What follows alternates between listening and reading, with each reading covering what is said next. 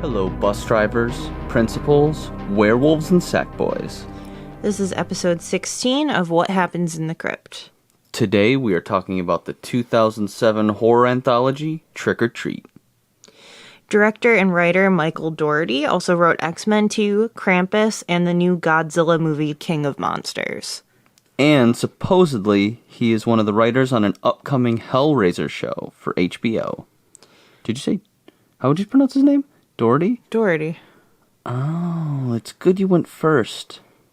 I was gonna say, like, Dougherty or Doferty. It's Dougherty. That makes sense. Yeah. A great tagline for this movie reads, "Poison, drowning, claw, or knife, so many ways to take a life." It's perfect. Mm-hmm. Trigger warnings for this movie include your regular extreme violence. There also is like the obvious depiction of death of children because we are dealing with elementary school age kids on Halloween night. There's also on-screen bullying as well. This movie takes place over the course of Halloween in the fictional town of Warren Valley, Ohio. Its story is told in a nonlinear narrative with characters crossing paths with each other throughout the film. At the center of the story is Sam, a peculiar trick-or-treater dressed in pajamas and a burlap sack, who appears to enforce the rules of Halloween. And according to Sam, the 4 rules of Halloween are wear a costume, hand out treats, never blow out a jack-o'-lantern, and always check your candy. And you can't take down decorations before Halloween is over. Right. But in that scene, she blows out the jack-o'-lantern. Yes. The rules mentioned here are never stated outright. It's just kind of the theme of the movie. You'll notice it as it goes along. The movie follows 4 stories that intertwine together, and at first we meet a young couple that's dressed like robots, and they're coming home from what we later find out is a parade, and she's sick of it. Her mom is coming the next day, and she decides she wants to take down all the Halloween decorations, which is so wild, because it's like 9 o'clock at night on Halloween, and she starts actively taking things down. Yeah, and who's just like... Yeah, my mom's coming over tomorrow, so I have to take down all these decorations now. Maybe her mom doesn't know about Halloween. So lurking in the background of this scene is Sam, who's named after the, what is it, the Sam? Sam How do you Haines, say it? Samhain. Samhain. Is how it's pronounced, but it's spelt like Sam Haines. Right. And that's where he gets his name. They really build up the suspense in the scene because the street it's kind of like winding down. Right. But there's still, like, there's this masked figure that turns out to just be a teenager, but she thinks it's somebody watching her. And well, she should be afraid of a masked teenager anyways. Well, not afraid for your life necessarily. But then there's also, because the other thing that blows my mind is, like, she hates, or I guess she doesn't hate Halloween, but she's so, like, sick of the decorations, but their house has a lot of decorations. Yeah. And it's, like, intense because it's, like, people on these crosses and stuff. And it's something that takes you weeks to put up. I don't know why she thinks she's going to take it down in one angry moment. Yes, and that is when Sam shows up.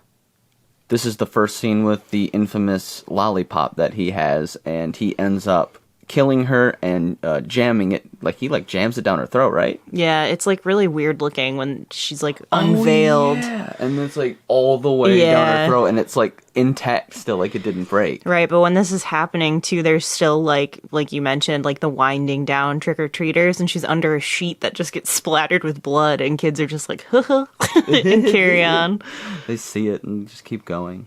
Our second story introduces us to a character that's really intertwined in the other stories as the movie goes along, and that is Principal Wilkins. So we see a kid, Charlie, walking down the street, and he's smashing jack-o'-lanterns, and the principal calls him out and is like, hey, enough, you can't do that, and calls him up to the porch to, like, talk to him. Yeah, that kid's a jerk. Yeah, I'd be so pissed if I witnessed someone smashing my pumpkins. I work very hard on my jack-o'-lanterns. Almost mad enough to feed him poisoned candy. And in this next scene, the Principal Wilkins gives Charlie here a bunch of candy.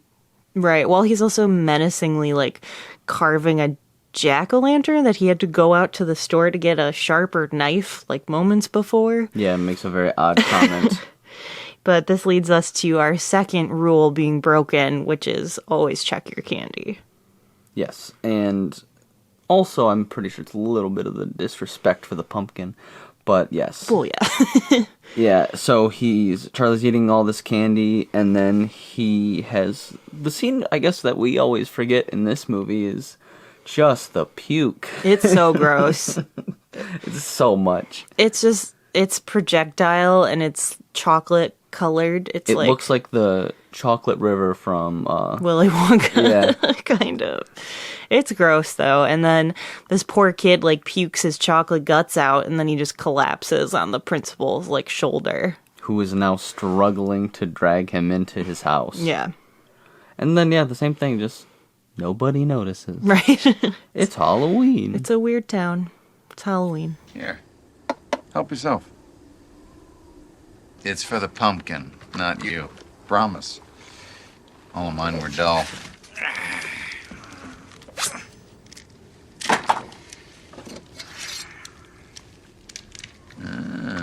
Smashing jack-o'-lanterns? Stealing candy? It's okay. Believe it or not, I was just like you when I was a kid. Till my dad set me straight, that is. See, my dad taught me tonight is about respecting the dead. Because this is the one night that the dead and all sorts of other things roam free and pay us a visit. Sorry. All these traditions, jack-o'-lanterns, putting on costumes, handing out treats, they were started to protect us, but nowadays, no one really cares. I didn't do such a good job, did I? What do you think? Hey.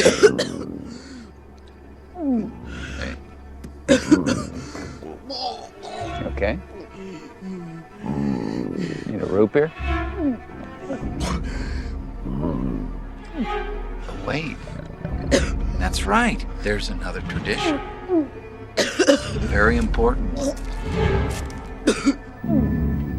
Always check your candy. Principal Wilkins ends up taking him into the backyard where there is a giant, like 6 foot deep hole, and right. He drops him in and then starts to bury him. And his annoying kid from inside just keeps screaming at him like, I'm ready to carve a pumpkin now, as he's trying to cover up this murder. But while he's starting to bury Charlie, we realize Charlie is actually alive. Yep, and all Mr. Wilkins has is a shovel. Yeah. And it's weird. Hence the warning about killing children. Yeah, because the next door neighbor's dog is barking, and he's trying to be quiet, so he cuts off his finger and tosses it to the dog. Yeah, to shut him up. And it's like, I get what your thinking is, but evidence, man, right? Evidence. Doesn't give a fuck. Well, I guess because it turns out his neighbor is Mr. Krieg. That's his last name. Right. He comes into play later, but he's a dick. So yeah. I bet even if he found a finger, he would have been like, crazy kids. He would have assumed it was from his own collection of bodies in the yard. Yeah. Daddy has a date. We haven't done anything fun together. How about if we make some caramel apples, just like Grandpa used to? How about that? When? After we carve the jack-o'-lantern. But you have to be quiet. Okay.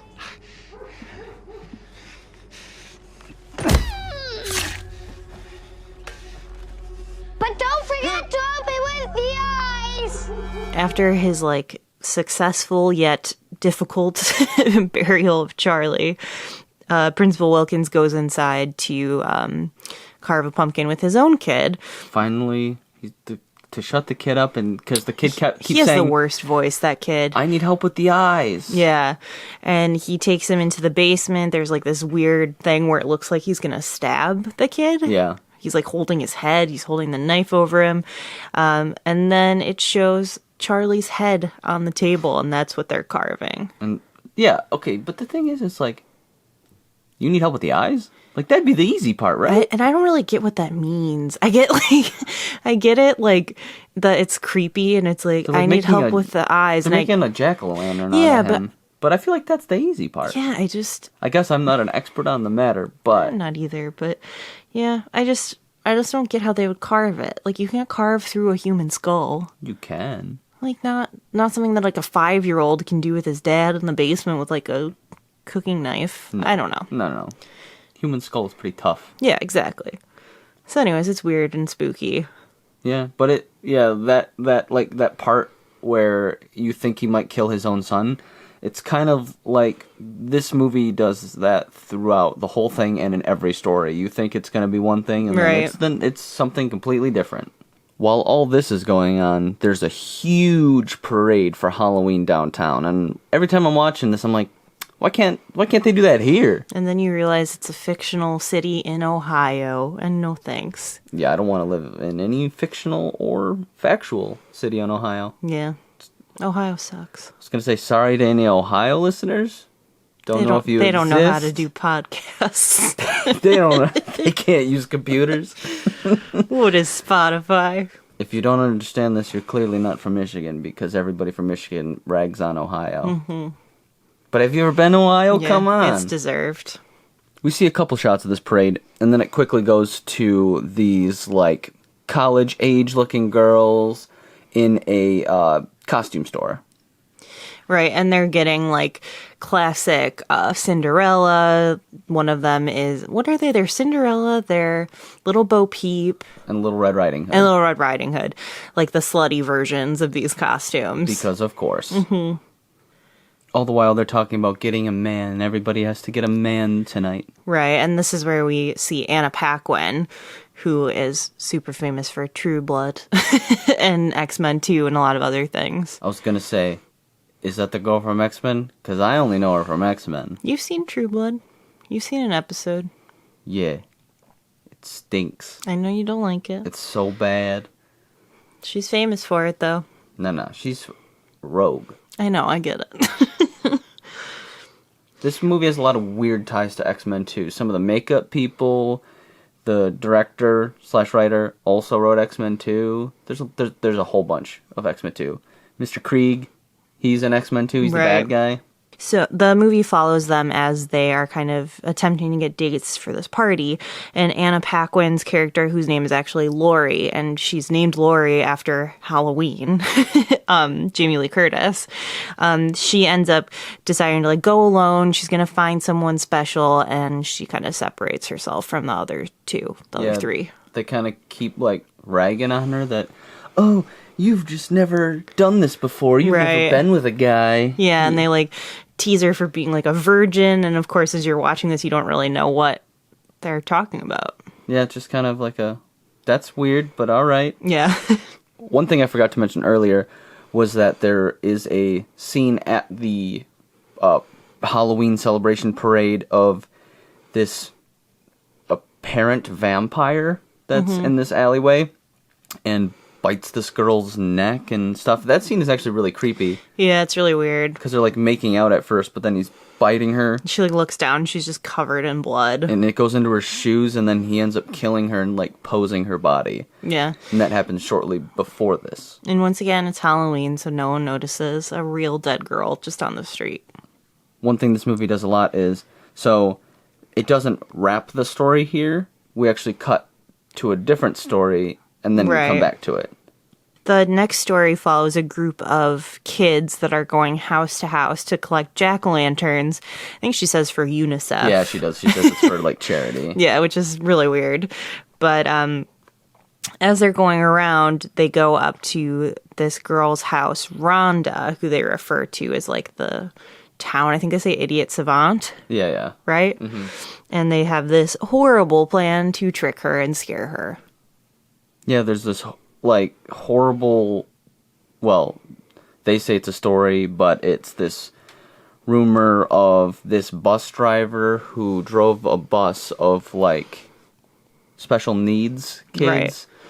That And- scene is so scary too. Yeah, so he's like a a special needs bus driver, and apparently the parents paid him to like drive the bus into a quarry Right. while they're all chained up so they can't escape. Yeah. It's pretty horrible. And they're wearing these, like... Okay, but their masks. costumes are awesome. Yeah, but, like, They they're got these, like, so papier-mâché. weird. Yeah, they're really creepy.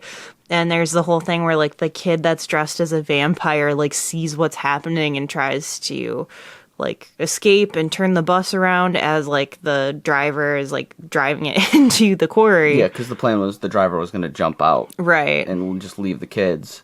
But this one kid dressed as a vampire, obviously, he does not know how to drive a bus. And ends up driving the bus over the quarry with the driver still in it. Right. And it shows that, like, the kids all go down with the bus and the driver barely makes it Yeah, we out. see him, like, swim out, and you see, like, all of their masks floating, so we just assume that they all die. What the kids didn't know was that over the years, their parents had become exhausted, embarrassed.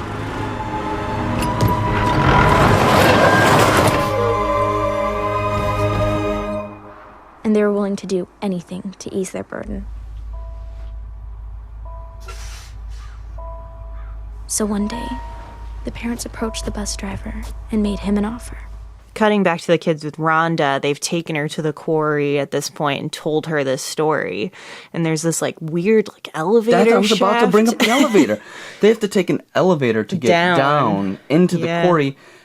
And it's terrifying. It's, like, rickety. And there's, like, a key to use it. Where did she get the key? I don't know. It looks like you're going to fall through it. Yeah, and so they take her down there, and they, like, essentially trick her. They're dressed up like the dead students from the bus. Yeah, and they pretend like they're killing one of the other friends. Yeah, and they really scare her, and she falls and hits her head and breaks her glasses, and it's very sad.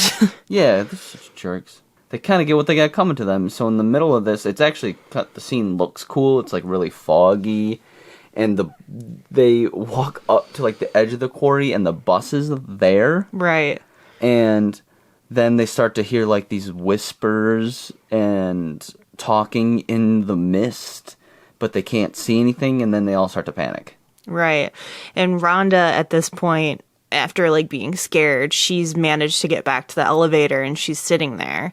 And the other kids, like, are like, Rhonda, help us, let us through. And they've seen monsters, or they've heard them at this point. And she just, like, doesn't say anything and goes up and leaves them. Holding her jack-o'-lantern. Holding her jack-o'-lantern. She leaves. That is still lit. That is still lit. That's kept her safe. And the kids have actually risen from the dead and are now getting Rhonda's revenge for her. Right. Well, I guess a little more extreme because they are eating these kids. Yeah. But it's pretty gruesome. It's actually a pretty cool scene. Like, because one of them has, like, chains on them. I think they all do, because it was, like, the seat belts. Yeah, so some of them have chains.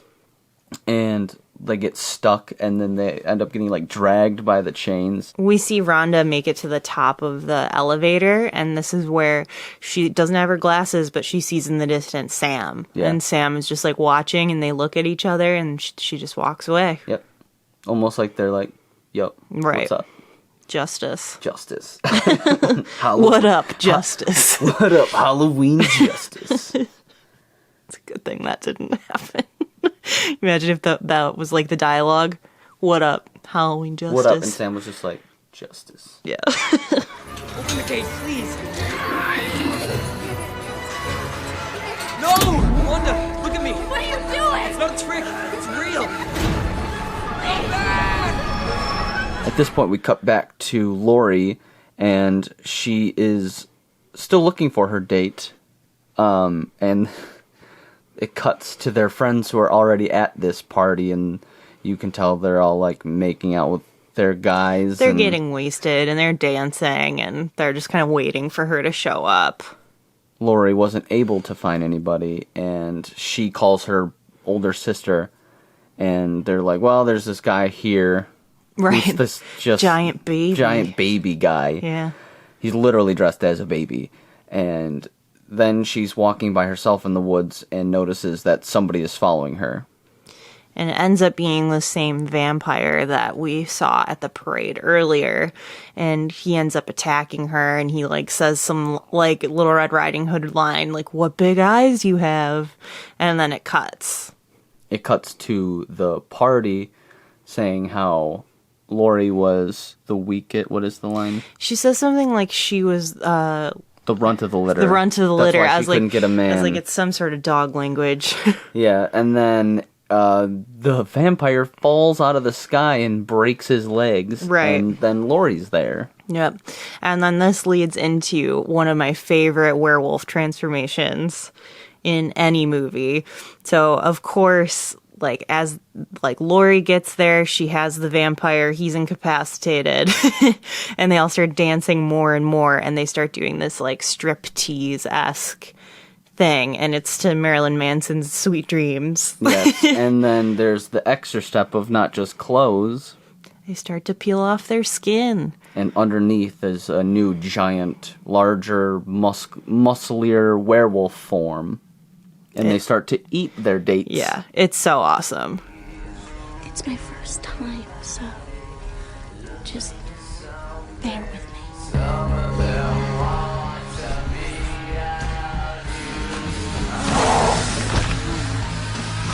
My, what big eyes you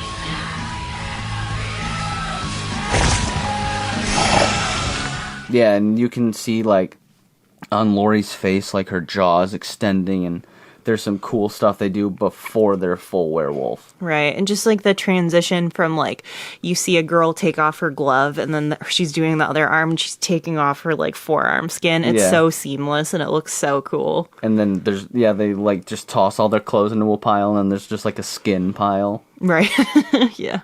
And then throughout it, they make a couple more werewolf, like, dog jokes. Right. That are kind of hinting at it the whole time.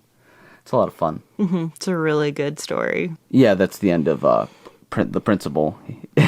Right, that's revealed at the end when she takes his mask off. Yeah. So he gets eaten, which he deserved. Right.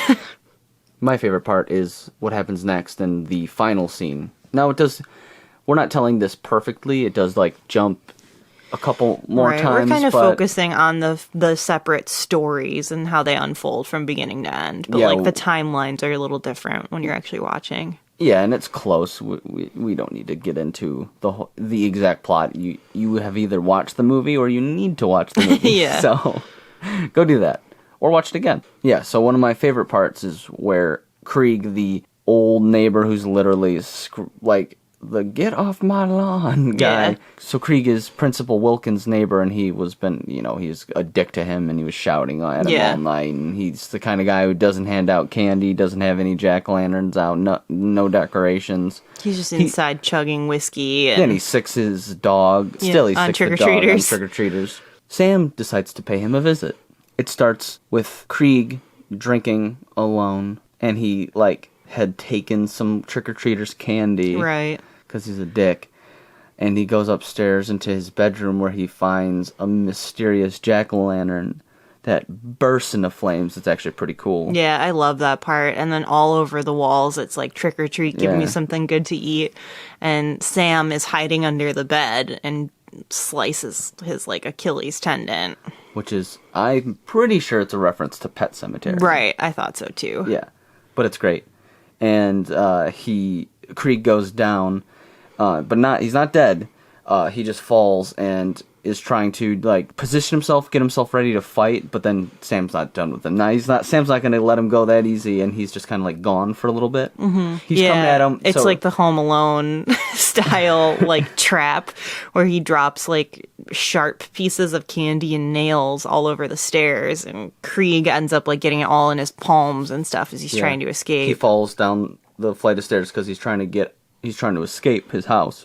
And then it turns out he has the door with the most locks in the entire world. Yeah. And it's at this point one of the creepiest, best shots in it. Sam is, like, crawling on the ceiling, but you see him only out of focus and in the background at first. And then he just, like, descends on his head. Yeah, with like a little screech and just starts punching and kicking him. Yeah, and there's just this whole like epic battle where Krieg ends up shooting him. Oh yeah, he grabs a shotgun. Right. And then Sam takes a bite of a candy bar and it's full of razor blades and he cuts him a couple more times. Right. But it's in this scene that we see Sam's actual face. Oh yeah. And we learn that he is made of pumpkin guts. Yeah, so one of the cool things like they've done throughout the whole movie is they use actual like little kid sounds and voice. Well, he doesn't speak, but he like grunts and makes like exclamation noises. Yeah. And it's like a little kid, but then it turns out he's just this pumpkin alien demon. Yeah. Thing. Looks really cool. Mm-hmm. And he has that giant mouth. Right. It's really bizarre looking. And he takes a bite of that lollipop. Mm-hmm. Sam with lollipop in hand, sharpened and looking mighty deadly, goes up to him and stabs him with the sucker, the lollipop he bit. But it turns out he wasn't going for the kill. He was going for the candy. Yeah, after all this, he just stabs a candy bar and leaves.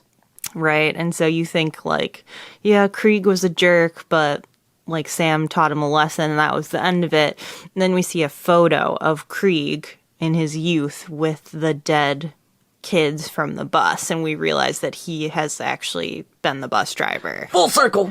Right. Full circle! Right, so Sam leaves, like, Krieg just watches him go.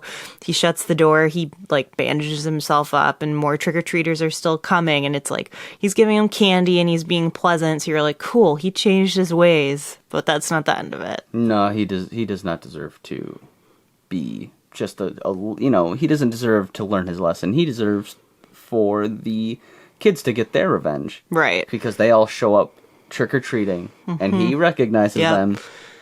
And they get him. They get him. Thanks, Mr. Krieg. Great mummy costume.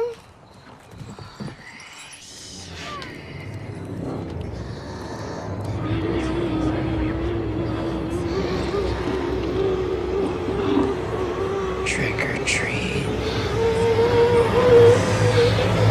I think they eat him, don't they? I think so. Yeah. I hope so. Yeah. It's deserved.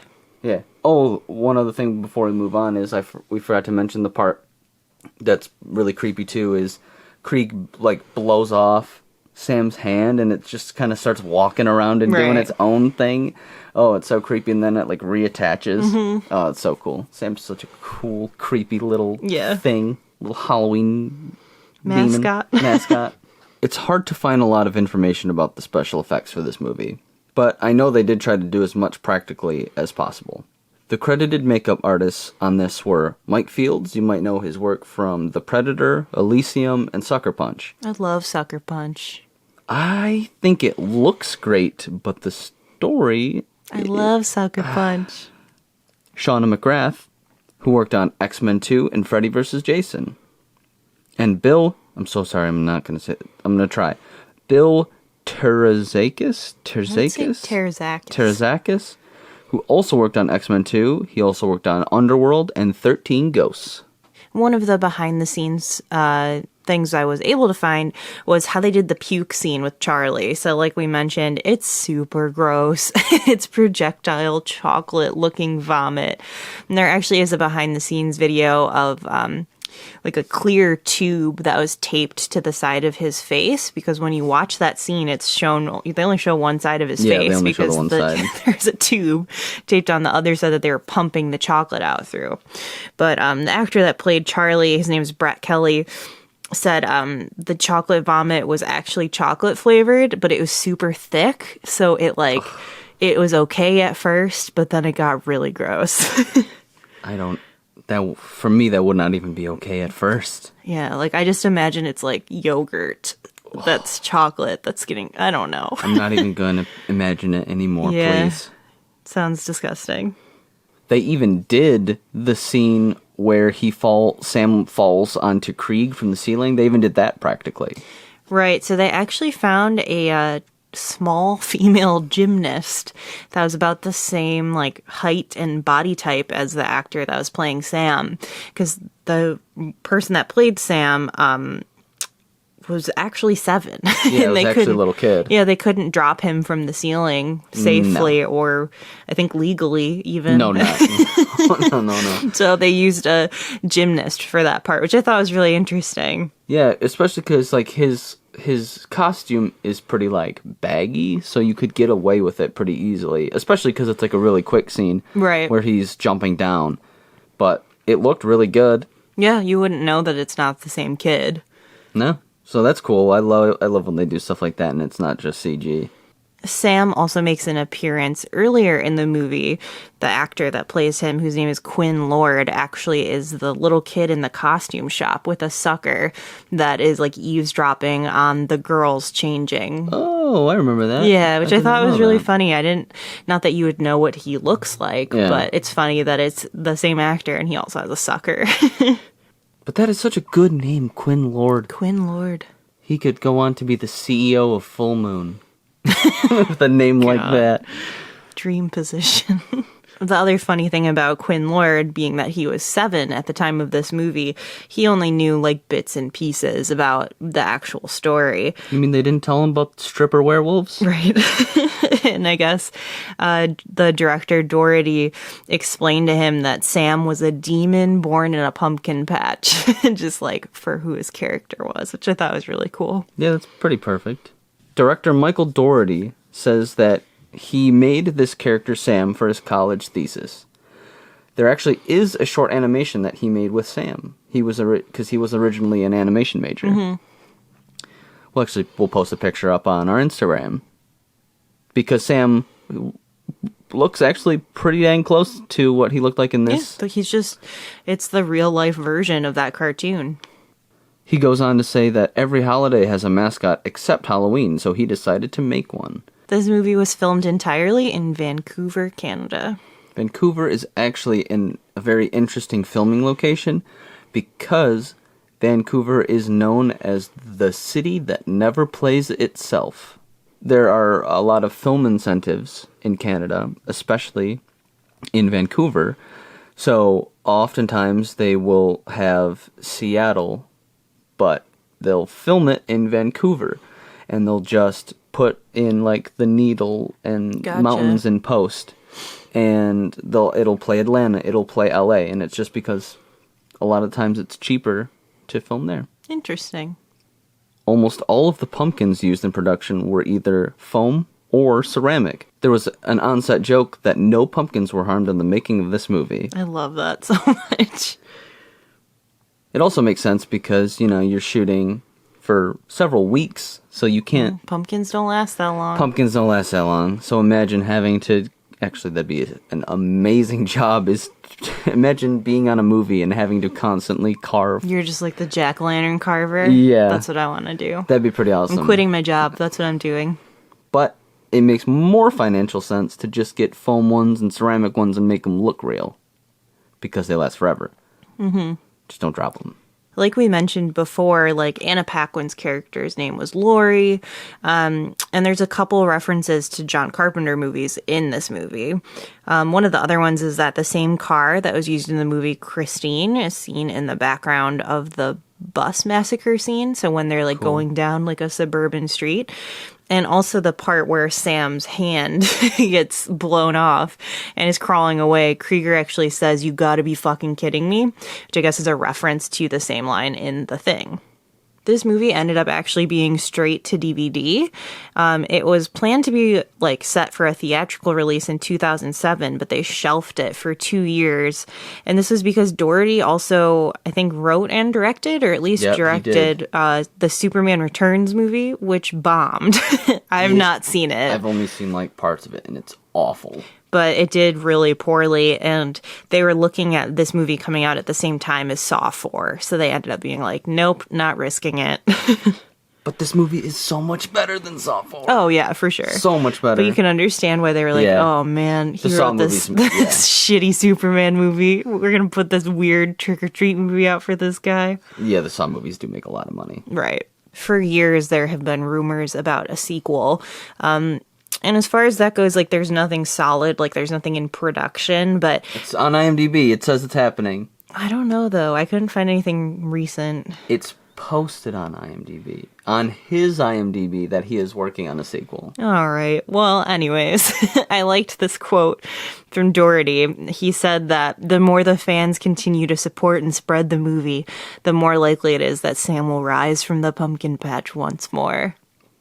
I mean, I usually don't think movies need sequels, but a lot of horror movies have sequels. So why not this one? Yeah. It'd probably be okay. Yeah, because, you know, there's a lot you can do with Sam. And, like, 4 shorts isn't an insane thing to do. I mean, Creep shows 1 and 2 and the show are good. Mm-hmm. So, like, I think they could do it. I hope... Yeah. I definitely see it. Oh, He's yeah, a really definitely. cool character, so... I wonder if they would give him, like, his own movie. That's what I guess would happen. I don't think it would be the same format. I mean, if they give Sam his own movie, we're seeing it in theaters, or we're pre-ordering that straight to DVD. There's no such thing as movie theaters anymore. You're right. Funny story with this movie, true story, just happened. We decided we wanted to get it on DVD and have it before we recorded this episode. Right. And what happened? We couldn't find it, and we went to FYE at the mall, which I haven't been to one since I was like a literal teenager. And I haven't been to one since I was literally 10. Anyways, they have it set up so you can't find what you're looking for, and therefore you end up buying way more than you need as you're trying to find the one thing you went there for. So we did find Trick or Treat, but it was on a separate, like, stand in a separate area. And if you follow us on Instagram, you saw the picture of that stack of DVDs. We got like 14 other ones. Yeah, but we got a good haul. We got The Thing, Frankenstein, 2 Godzilla movies, Gremlins, the first 4 Friday the 13th, Halloween 3. and 1 and 2. Oh, was it all 3? Yeah. Child's Play. The Crow. That all of them? I don't know. Oh, no. People Under the Stairs. People Under the Stairs, yeah. A lot of movies. So many movies we can't... Did you say Gremlins? Yeah. Okay, I said yeah. Gremlins. Got so many movies.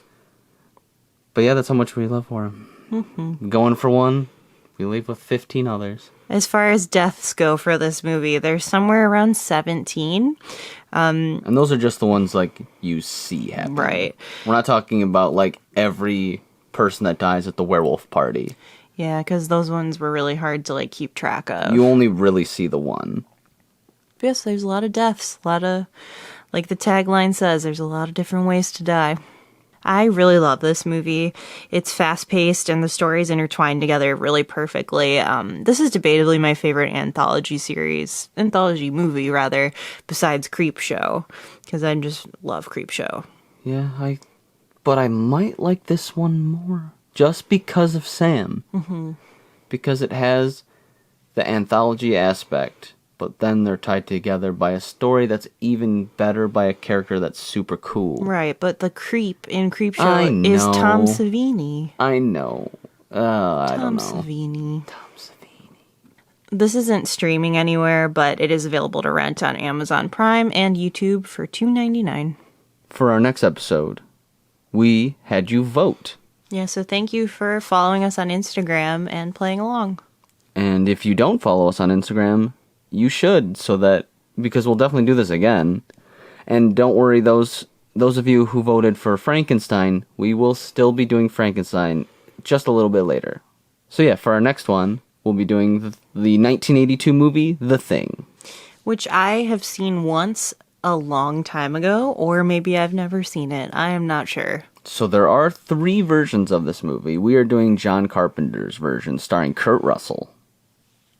It'll be fun. It'll be spooky.